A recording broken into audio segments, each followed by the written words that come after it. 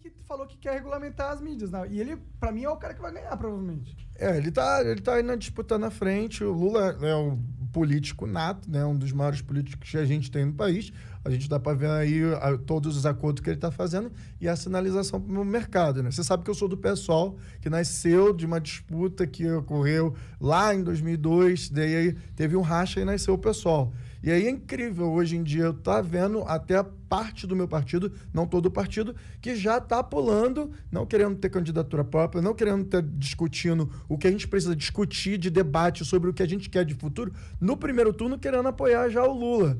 Assim, o Lula, em 2018, ele fez uma estratégia para manter o partido dele. Isso aqui, assim, eu vou falar de forma muito tranquila. O Lula, ele manteve a candidatura dele até o final para que ele pudesse manter a maior bancada, a segunda maior bancada, ele conseguiu eleger e que o partido dele ficasse. Agora, eu quero saber, se tivesse feito uma movimentação diferente, a gente não teria o Bolsonaro, mas o PT não estaria exatamente com tantas cadeiras como teve, né, nesse período. Então, assim, a tática para o PT funcionou. Mas a tática para o Brasil não funcionou, porque a gente tem um Bolsonaro, a gente tem mais de 600 mil pessoas que morreram aí, famílias devastadas por causa de uma política de partido, mas não uma política de nação. Assim, eu tenho todo o meu respeito, conheço o Lula pessoalmente, tenho todo o meu respeito, mas qual vai ser a diferença agora para esse próximo período? Para 2022. A gente precisa pensar em como a gente vai sair desse meio caminho. E aí a gente tem que analisar quem são os candidatos que podem ter um programa econômico que possa estar falando da realidade da vida dos brasileiros. E dos brasileiros que eu estou falando, que são os mais de 20 milhões que estão na linha da miséria. Que aqueles que não têm comida. Que agora a gente tinha que ter parado o Congresso todinho. Acabou o Bolsa Família e ele vai implementar esse novo Auxílio Brasil, que ele vai colocar só no ano eleitoral e acabou. E é só para poder ele ganhar voto de R$400 para essas famílias, para ele ganhar e poder utilizar isso no WhatsApp. Por que todo mundo do campo, de todos os campos ali, principalmente da oposição, simplesmente não parou, sentou lá na cadeira do Lira e tirar o Lira? E isso também me lembra outra coisa, que aí eu tenho que tirar do meu peito, porque esse ano, estrategicamente, né, eu e alguns deputados da bancada do PSOL apoiamos a candidatura do Baleia Rossi. Não tenho nada em comum com o Baleia Rossi, mas ele é um político mais parecido com o Rodrigo Maia. Rodrigo Maia ferrou pra caralho a população brasileira com a reforma da Previdência, passou o teto de gastos, fez um montão de caralho a quatro. Mas você tinha diálogo. E quando o Bolsonaro falava as merdas que ele continua falando e fez todas as coisas que ele estava fazendo, ele era um cara que estava ali se posicionando, pelo menos mostrando que tinha um impasse ali. E aí teve uma galera, e principalmente o Juliano, né, o presidente do partido, que foi me criticar pela posição que eu queria ter de tática e foi me comparar a Tabata Amaral. Cara, e aí me lembra também em 2018, quando eu, mais duas deputadas, a Sâmia Bonfim e a Fernanda Melchiona... O Sâmia tá aqui, não? Sâmia já veio aqui. A gente teve um diálogo com ele, com a bancada, sobre a gente fazer uma apresentação do pedido de impeachment. Fomos os primeiros do Congresso a fazer a apresentação do processo de impeachment do Bolsonaro. O cara não escreveu uma carta para deslegitimar deputados do partido para poder fazer o processo de impeachment do Bolsonaro. Cara, é tipo assim, um cara que tá lá, que nunca teve a vivência de ser da favela, de ver, passar fome, ver a sofrência do que está a população e tá numa agenda diretamente ligada ao PT. Não do PSOL, do PT, porque tá ali extremamente alinhado. O PSOL só foi assinar o processo de impeachment quando o PT foi assinar. E aí parece que já existe uma adesão e não existe uma proporção, porque a gente está um ano antes da eleição. O que a gente tem que dialogar? A gente tem que dialogar como a gente vai tirar a população da fome. Bolsonaro está fora do país, mas o que a gente pode fazer no Congresso? Tem que paralisar aquela porra. Até a gente não ter uma medida que a gente consiga dar comida para essa população que está morrendo. E aí, no interior do nosso país, esses caras, cara, a maioria das pessoas que sentam lá, eu vou te falar, Monarca, eles não sabem o que é passar fome. Passar fome. Eu, quando eu saí de casa, eu passei fome, comer do lixo. Sabe o que é passar um Natal? Você ter que ir lá no Ceasa, pegar resto de fruta para você colocar na sua mesa. As pessoas catando hoje osso no meio das ruas, sabe, assim, pegando o resto de comida, o que precisar. Eu não sei como é que é a realidade desses caras que são tão filha da putas, que não consegue ver uma mãe que tá ali, sabe, uma moça, cara, uma senhora que teve que roubar miojo, que teve que roubar suco, cara, que suco, que foi parar lá tá presa. E o cara lá no sul também que pegou comida estragada, que também tá preso. Qual é a realidade desses parlamentares que estão lá? Qual é a realidade da política nesse país que não vê a situação real dessa população? Cara, me dá uma raiva, assim, me dá um ódio que aquilo lá tem que ser paralisado até a gente dar uma solução para os mais miseráveis desse país, que estão morrendo realmente de fome esse momento do nosso país. Mas aí o que acontece? É os acordos, é o centrão, é aquele movimento todinho da política antiga que não se renova. E aí por isso que a gente fala que precisa ter mais representatividade desses lugares. Mas aí a gente tem que ter mais espaço para essas pessoas falarem. E por isso que a gente tem que estar tendo esses diálogos em todos os espaços possíveis para poder a gente alcançar essas pessoas. Como são pessoas da minha família que votaram no Bolsonaro. Mas aí agora, eu vou ficar sem falar com todas as pessoas que votaram no Bolsonaro nesse último período? Eu tenho que dialogar, assim como eu dialogo com os parlamentares lá. A gente tem que ter diálogo e não pode ser cancelado por só simplesmente ter um diálogo com essas pessoas para ajudar com os mais miseráveis. Diferentes.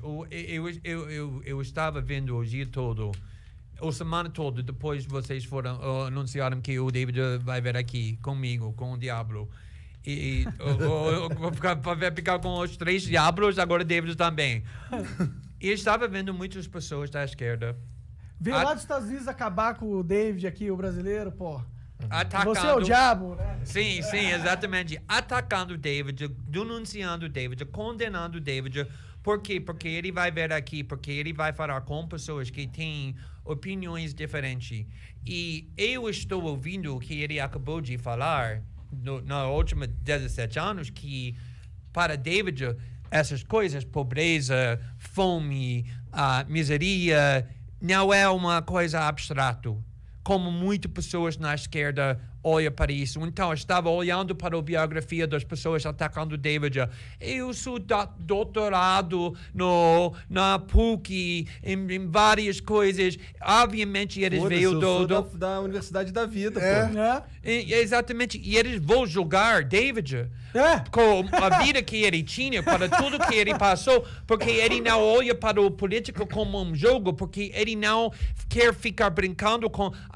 se você falar com essa pessoa que não é perfeito, que não tem ideologia perfeita, que uma vez falou alguma coisa errado, não pode falar com essas pessoas mais, porque para elas é um jogo. O política é um jeito para sentir superior, poderoso, para mostrar que eles são superior, mas para David, para pessoas assim, não é isso. Não é isso. E essa é a diferença. É sobre a vida das pessoas que a gente está falando no final das contas. É sobre a essência do que é política. A política nada mais é do que a forma com que a sociedade interage para resolver os problemas delas mesmas. Uhum. E isso acabou. A política... Virou um teatro. Virou um teatro macabro. Virou um teatro. Macabro. Pra tu ter noção, teve um dia que tem o corredorzinho lá, o corredor de Ácaro lá, né, lá.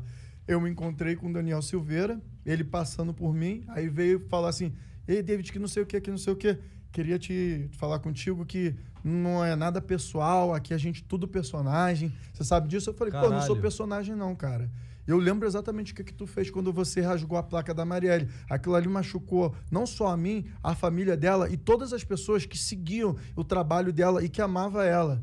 Aí ele, não, cara, não é isso não, eu te peço desculpa e tal. E voltou a ser o mesmo personagem. Tem muitos ali que são personagens. Muitos personagens que vivem aquilo ali. E a política, pra mim, é uma coisa... Eu podia estar muito bem, confortável na minha vida, trabalhando com grandes empresas, junto com meu marido, como eu sempre trabalhei, ganhando meu dinheiro que eu ganhava, mais do que eu ganho meu salário hoje de deputado federal. Cara, eu podia estar muito tranquilo. Mas sabe o que é? O choque da realidade, de ver os meus, quando eu falo assim, que são as pessoas que passaram e passam hoje em dia pela situação que eu já passei, eu precisava fazer alguma coisa na movimentação do que eu tinha. Quando me colocaram na frente, depois do caso do Snowden, quando me botaram ali na frente e me deram um holoforte, então eu fui lá, mesmo falando às vezes errado, com linguajar, porque eu tive que trabalhar a maior parte da minha vida para depois estudar. Eu entrei na faculdade com 24 anos. Hoje eu tenho dupla graduação. E aí tem um montão de jornalista que...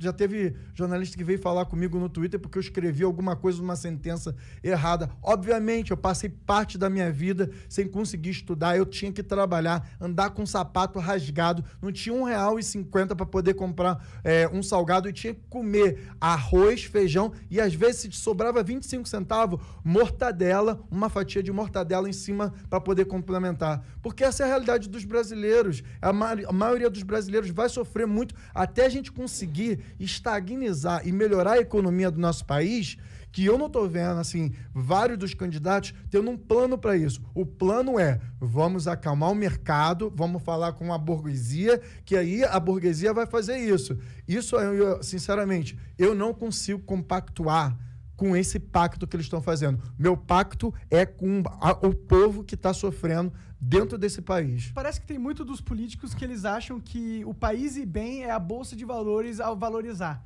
Mas eles não entendem o quão burro é isso, porque a bolsa de valores vai valorizar muito pela especulação do dinheiro gringo entrando. Pro país realmente melhorar, a gente precisa ter uma indústria pungente, nova, várias indústrias sendo criadas, vários mercados.